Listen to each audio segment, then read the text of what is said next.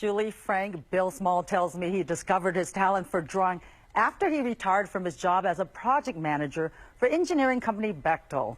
It started as a hobby, then it became a mission about giving to others.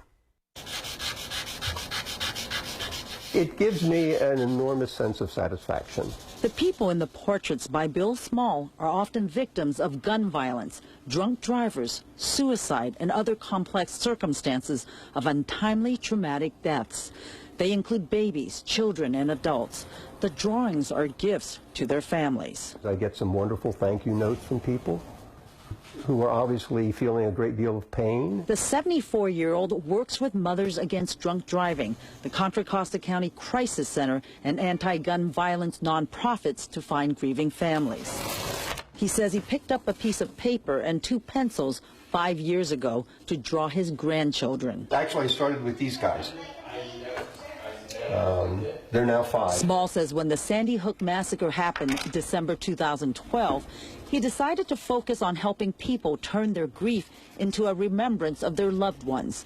He tells me the challenge is that he often works from photographs of poor quality. I spend a fair amount of time studying the photographs before I start, and then I think mostly it's just practice. Primarily self-taught, Small says he's taken some classes. He says time has helped him hone his skills.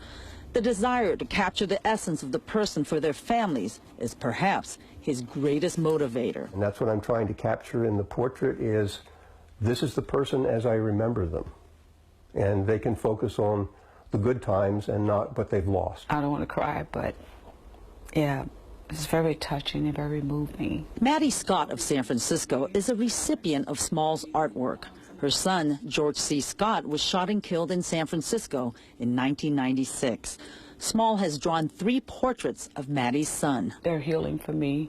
They touch my heart, and they let me know that I'm not alone in this, that someone does care. For someone to do that for me and not charge me a dime, it's unbelievable.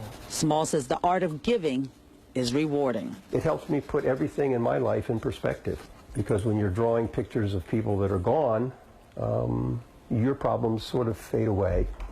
Small says the demand for his portraits has grown over the years. His work has gone to families across the United States and to people in other countries. He says he donates his time and materials and hopes to recruit other artists to do the same. He says the goal is to give hope to others. You can see how he does. He's so talented, and those drawings are so lifelike. And you said he had never been formally trained, and he never did this earlier in his life. No, he said he did it after retirement, and he just picked up the pencil and paper and started drawing his grandkids and realized he can do this. He has taken some classes, but he's been doing this for about 5 years. And then hearing from the mom was so touching. And she said, he didn't charge me a dime. And it was just knowing that someone wanted to do this for me.